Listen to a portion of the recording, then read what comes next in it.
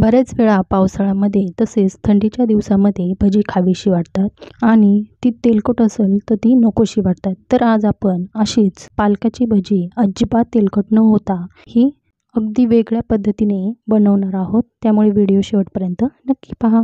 तुमचं सगळ्यांचं वैशाली किचनमध्ये मनापासून खूप खूप स्वागत. भजी बनवण्यासाठी या इथे मी छोटंसं वाटण तयार करून घेणार आहे. तर त्यामध्ये 5-6 हिरव्या मिरच्या, 7-8 लसणाच्या पाकळ्या, अर्धा इंच आलं, त्यानंतर अर्धा टीस्पून जिरं आणि 1 टीस्पून ओवा. हे सर्व आपल्या मिक्सरच्या भांड्यामध्ये बारीक करून घ्यायचं आहे. त्यानंतर आपण एका बाउलमध्ये 1 वाटी बेसन पीठ घेतलेलं आहे. वजनी प्रमाण म्हणाल तर हे 125 ग्रॅम बेसन पीठ आहे. सुरुवातीला ह्या पिठामध्ये आपल्याला थोडं पाणी घालून हे पीठ भिजवून घ्यायचं आहे. म्हणजे पिठामध्ये असणाऱ्या ज्या गाठी आहेत त्या आपल्याला फोडून घ्यायच्या आहेत. असं पीठ भिजवल्यामुळे ते अगदी मस्त हलकं फुलकं तयार होतं. या इथे तुम्ही सुरुवातीला पिठाचा रंग पाहाल आणि नंतर फेटल्यानंतर तो अगदी पांढरा पिवळा असा रंग तयार होतो आणि ते अगदी हलकं फुलकं तयार होतं. हे आपल्याला कमीत कमी 5 मिनटं हे पीठ असं फेटून घ्यायचं आहे, ज्यामुळे आपली भजी अगदी हलकी फुलकी आणि मस्त जाळीदार तयार होतात.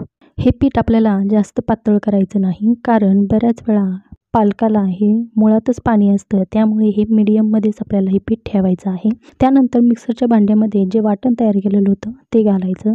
कांदा बारीक चिरलेला मी इथे घातलेला आहे. त्यानंतर अर्धा टीस्पून हळद घातलेली आहे. कांदा हा तुमच्या आवडीनुसार तुम्ही घालू शकता किंवा नाही घातला तरीही भजी खूप छान लागतात.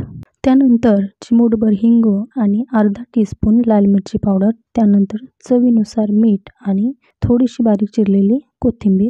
त्यानंतर मी इथे चिमूटभर सोडा देखील घातलेला आहे. या इथे आपण हिरव्या मिरच्या वापरलेल्या आहेत, त्यामुळे लाल मिरचीचं प्रमाण हे कमीच ठेवा. त्यानंतर या इथे मोहन म्हणून मी 2 चमचे म्हणजे 2 टेबलस्पून तेल घातलेलं आहे. पिठामध्ये तेलाचं मोहन घातल्यामुळे हे पीठ अगदी मस्त हलकं फुलकं तयार होतं आणि भजीसुद्धा अगदी मस्त खुसखुशीत तयार होतात.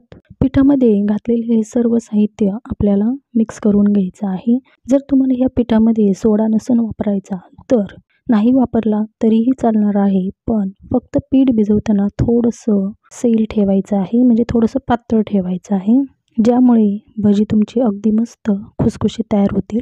या इथे मी काही पालक घेतलेले आहे. तर ही पालक आपल्याला सुरुवातीला स्वच्छ धुवून घ्यायची आणि त्यानंतर ती सुकवायची थोडीशी, म्हणजे त्याच्यामधलं जे पाणी आहे ओलसरपणा तो निघून जातो आणि त्यानंतरच आपल्याला ही पालक चिरायची आहे. म्हणजे याच्यामध्ये जी असणारी जीवनसत्व आहे ती अगदी आहे तशीच टिकून राहतात. आता ही पालक आपल्याला या बेसन पिठामध्ये छान मिक्स करून घ्यायची आहे. जास्त दाब न देता हलक्या हाताने ही मिक्स करायची आहे. जर तुम्ही जास्त प्रेस करता तर पुन्हा ती पालक पाणी सोडेल.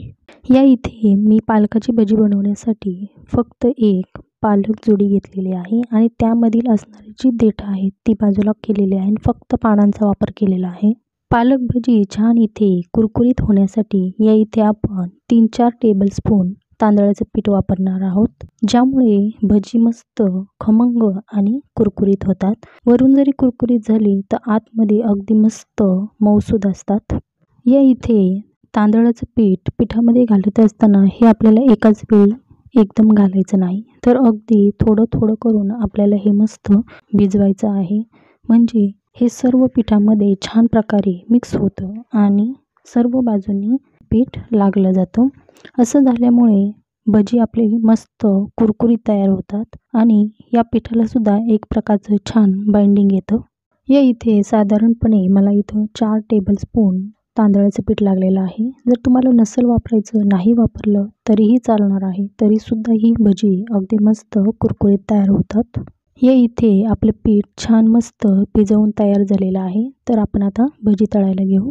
सुरुवातीला तेलामध्ये असा थोडासा गोळा किंवा कण टाकून पाहायचं.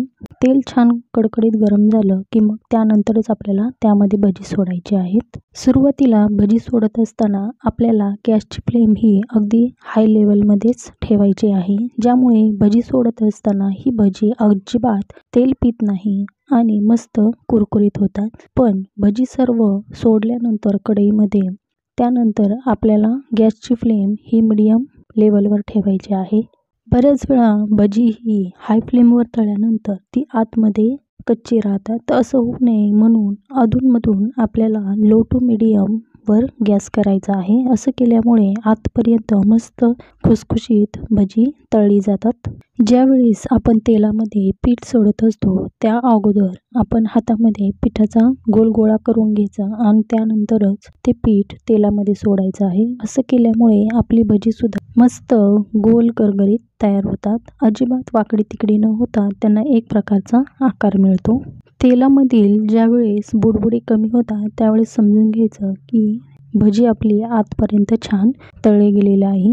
अशा वेळी आपल्याला जास्त कुरकुरीत करायची असेल तर गॅसची फ्लेम ही हाय करायची आणि 1-2 मिनिट आपण ही भजी छान तेलामध्ये तळून घ्यायची. असं केल्यामुळे भज्यांना सुद्धा एक प्रकारचा छान रंग येतो आणि ती छान कुरकुरीत तयार होतात. भजी तळण्यासाठी आपल्याला इथे 10 ते 12 मिनिटं लागलेले आहेत. तर ही कमीत कमी इथे 15 मिनिटंसुद्धा लागू शकतात. पण अशा पद्धतीने भजी तळलेली मस्त खमंग खुसखुशीत आणि कुरकुरीत तयार होतात. तर इथे आपली भजी छान मस्त तळून झालेली आहे. तर रंग पाहता तर मस्त आलेला आहे. थोडासा लालसर रंग आला की ही भजी आपल्याला तेलातून काढून घ्यायची आहे. भजी तेलातून काढली तरीसुद्धा तिची कुकिंग प्रोसेस चालू असते. तर भजी काढल्यानंतर ती अशी जाळीदार भांड्यामध्ये ठेवायची म्हणजे जेणेकरून त्यामधली जी गरम उष्णता आहे ती जाळीतून पटकन बाहेर निघून जाते आणि भजी आहे तशीच मस्त खुसखुशीत कुरकुरीत राहतात.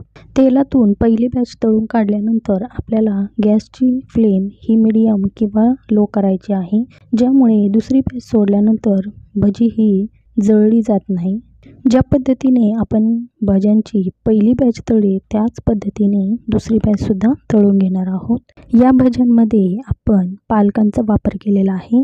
त्यामुळे ही रेसिपी अगदी शरीरासाठी आरोग्यदायी आहे.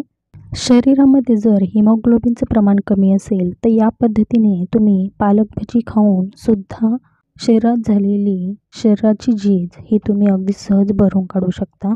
या इथे आपली सर्व भजी तळून झालेली आहेत. रंग पाहता तर अगदी सुरेख आलेला आहे आणि मस्त कुरकुरीतही झालेले आहे.